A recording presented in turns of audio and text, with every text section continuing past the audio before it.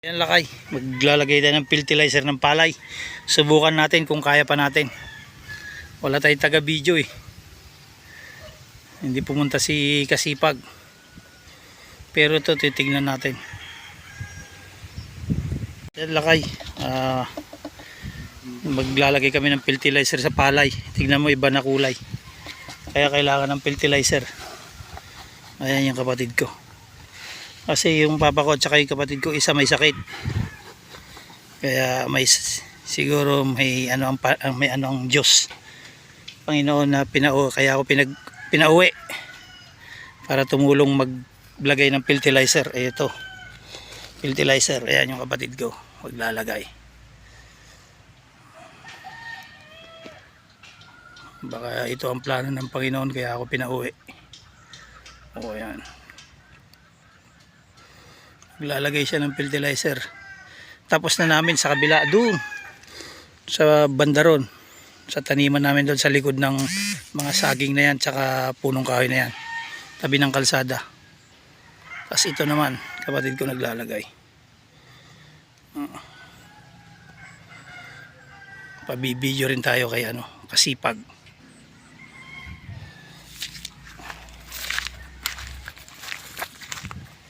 Ano yung duwang babae?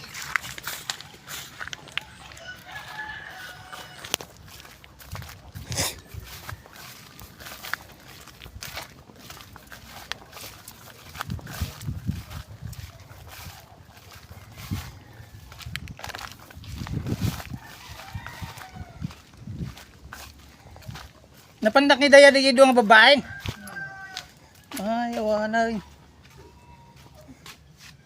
Pabibideo sana ako pagkatapos dito. Baka mabilag. Ayun na, putpot.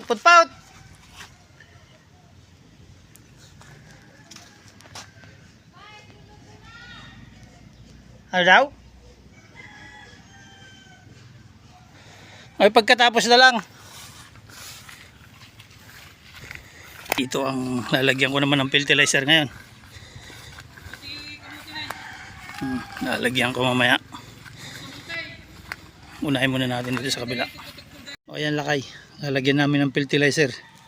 Ito, may nakuha kong taga video ko, si Kasipag. May plano siguro ang Panginoon kaya ako pinauwi para abunuhan. Kaya abunuhan itong palay nila. Terpat.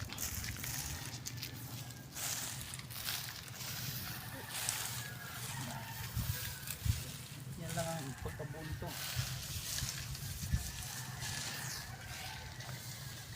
Marunong pa rin naman ako magkabuno.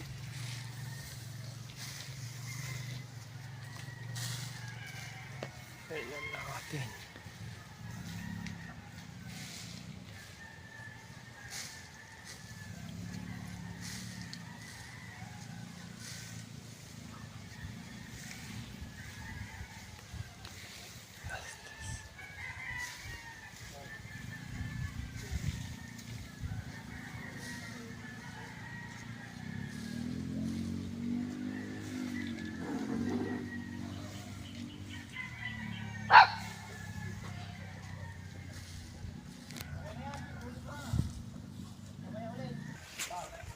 Ayan na po, tapos na po kami Ngayon mo lang kinamira sila. tapos na po nagtanim sila ang dalawa. So Tignan ko wala. papainahin na lang muna sila. Baka na. Tingnan mo. Ano mo? Hindi pa eh. Tignan ko. Bilay.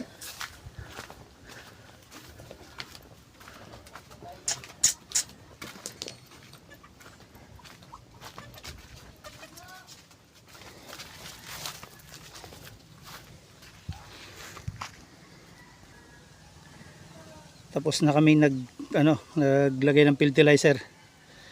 Ayan, ang lawak niyan. Ito sa kabila, green na green.